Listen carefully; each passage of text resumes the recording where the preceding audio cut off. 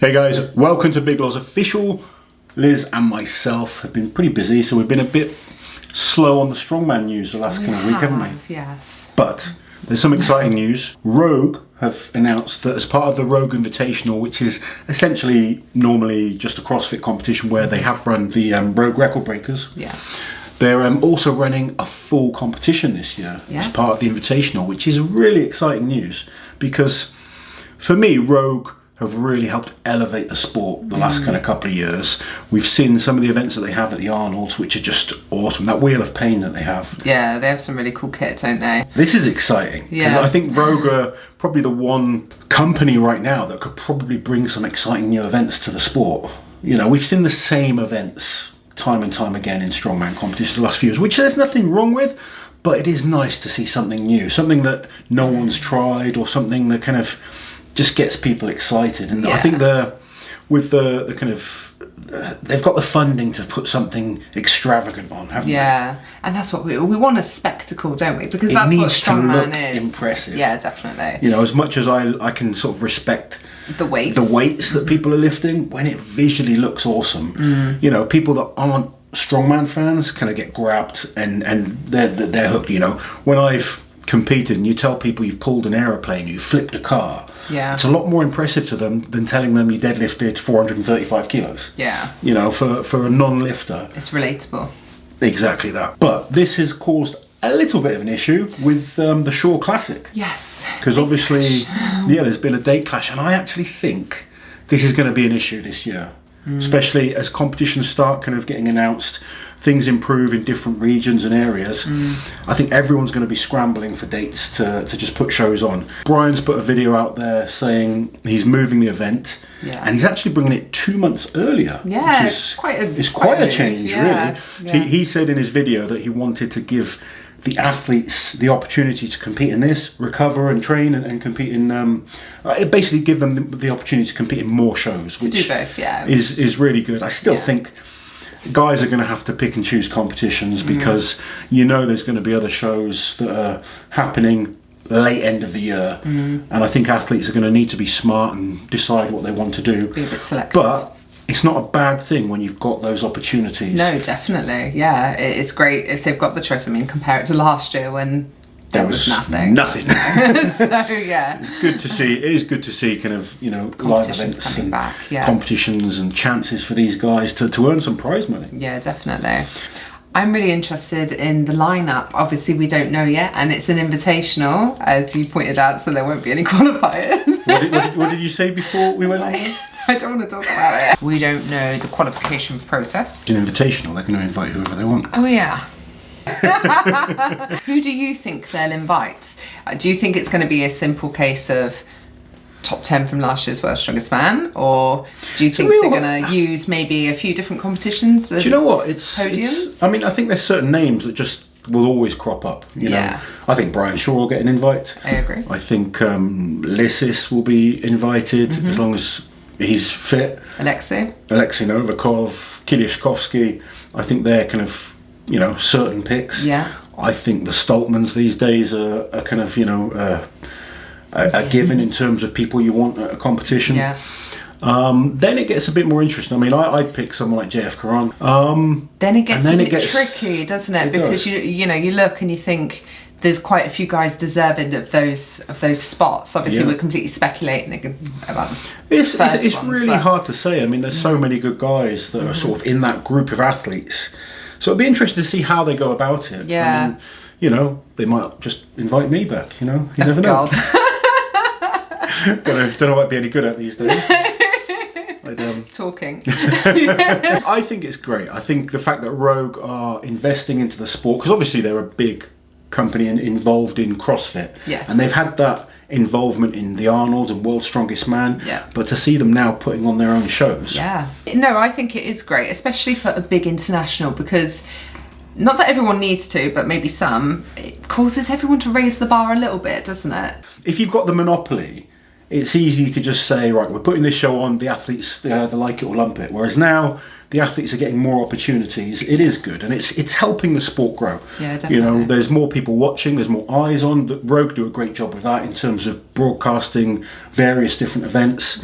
And such a big company that within the fitness industry, that then pushes out into the strongman world and gets other people interested in it as well. Yeah, definitely. You know, when you've got the strongmen competing alongside the CrossFit athletes, and CrossFit has become huge. Yeah, it really has. Yeah. So, you know, when we can have more people looking at our sport, for me, that's only a good thing. Yeah, it's an opportunity for the athletes to show what they're capable of, and hopefully an opportunity for these guys to make some decent money. Yeah, I think it's easy to forget that strongman is still quite a niche sport. I mean, in the UK, it's probably bigger in the UK than anywhere, and that's largely thanks to Giants Live and their tour and the massive shows that they put on. But you know, outside there are so many countries out now that don't even get World's Strongest Man on TV anymore. Yeah. So no, it's true. It's sort of fizzled out in a lot of countries. We are quite lucky in the UK in terms of, I think you've got a lot of people within a relatively small space. Yeah. So in the States, I think there's just as many fans, but they're spread out over such a huge area. It's not necessarily as easy to get so around to fill up an arena like you can in the UK with strongman fans is a little bit more difficult. Yeah. Whereas here,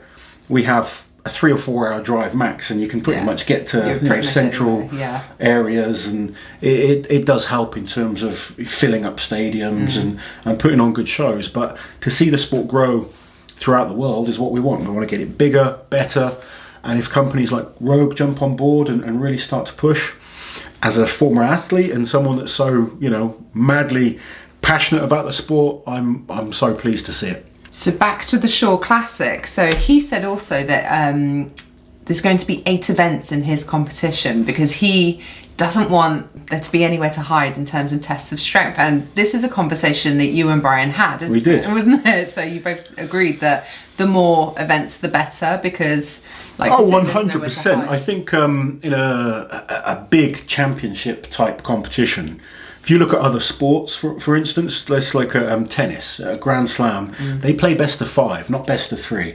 You look at, you know, other sports, snooker is a good example. You know, darts. They're playing a lot more legs, frames, matches, and the better guys tend to show that to the top, over that longer period. You tend to find the better guys. Whereas in a strongman show where you've got, say, 5 events, I could put on a show with 5 events in my prime and make sure you win it. You know, not make sure, but you can give yourself a very, very good chance. You know, there's no guarantee, but no, of course, you can certainly improve your favours. Of course you can. You know, you put things heavily into your kind of favours. But with more events, it's much harder to do that because you then can't really hide behind any weaknesses. No.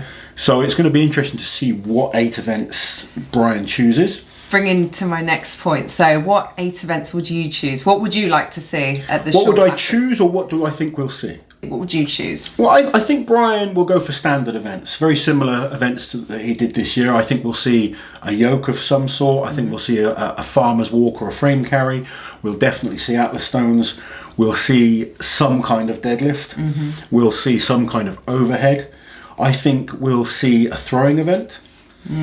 I think we'll see an additional form of grip test as well, such as the Hercules hold. Do you reckon? Yeah, I think so. I think he'll want a proper test of grip in there.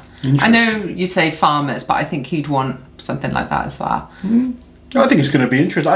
You know, there's so many events you can choose for strongman, which is the great thing. But there's always, you know, you've got an idea that there's always going to be some kind of overhead. Yeah. You know, last year there was 2 overheads. Yeah. But the dumbbell and the log are actually very different events. Yeah. You can be the best log lifter in the world. Doesn't mean you're the best dumbbell presser, and that's been quite obvious. I mean, if you think Zadrunas is the best log lifter, or has been the best log lifter for a number of years, Zadrunas didn't often win the dumbbell in like the Arnold's or something like that. And you know, you've got Novikov, who's a great dumbbell presser, who didn't do as well on the log. But going back to the Rogue events, the reason I love, you know, the visual of some of the Rogue events is they just look appealing. Yeah. And that's what I'm hoping with this competition. We might see some newer kit that's exciting. You know, it's hard to think how they can test guys in, you know, so many different ways, but maybe something old-fashioned like a backlift or something like that would be really cool to see like a modern twist on. What was that? The one that they did from behind as well, that overhead. You remember that? I know that's not really. Oh, the behind the neck jerk. Yeah. You're talking about the Flintstone lift. You saw it was. Things like that. Some proper retro things, and I miss seeing like when they sort of use the environment around them. I know they probably won't do that. It's going to be inside. It's quite interesting because obviously I think of it from a competitor's point of view. You think of it more of from a fan's point of view. Yeah. It'd be interesting to see what the guys watching would rather see, whether it's like, you know, and let us know if you're more just a fan or you're a lifter as well. Yeah. I think there is a difference when you're an actual lifter. You've got a good idea of what you want to do, but as someone that's just a fan, you want the crazy shit. Yeah, I do. I want to see them loading gravel, pulling boats up a ramp, and you know, bale totes and hay, and I want all the madness. I love it. Well, let's just hope these all happen. It looks like we're getting a lot more shows now for the second half of the year. It is going to cause clashes. I think that's just. It's great that Brian's been able to move it quite quickly. Yeah, so, I mean, one of the. It is a shame no one really talks to each other in terms of Strongman. We don't have that kind of governing body to look after the sport. But look after the calendar. Yeah, it'd be nice to see that calendar a year in advance, like some of the sports. I can't believe that we're still in a stage where comps are put on 3 months down the line, and that's all the notice people get. But there's so many different promoters, though, isn't there? It's Yeah. It is. And talking of which, we're off to a comp this weekend, so. We are. Hopefully. Oh, the whole thing's been so stressful, hasn't it? Because we've basically got to have like 5 different COVID tests, but you don't need one before you travel. But we think that's a bit risky because we don't want to get there and then fail a test. Like we shouldn't. There's no reason why we would. So we've paid to have some before we go. 5 tests for the whole, for 4 days away. Yeah, that's basically what we're looking at. And at any point you feel when you're in quarantine, and obviously we don't want that. So fingers crossed we're all good. Fingers crossed for all the athletes coming over. Yes, it's going to be good, and we'll bring lots of action from Bahrain this weekend. But before that, we just wanted to bring you the news on the RAW Invitational and the date change for the Shore Classic very, very quickly, because I remember I did a video and I didn't put the dates in. Oh yeah, that was embarrassing. So the RAW Invitational is happening on the 29th and 30th of October, and Brian Shaw has moved from that date. He is now putting his contest on August 27th and 28th. 4 events each day, 8 event competition. It's going to be awesome. Awesome shows to look forward to. Guys, we'll be back with more strength action soon. While you're here, guys, subscribe to the channel, hit that notification bell so you don't miss any of my awesome strength content.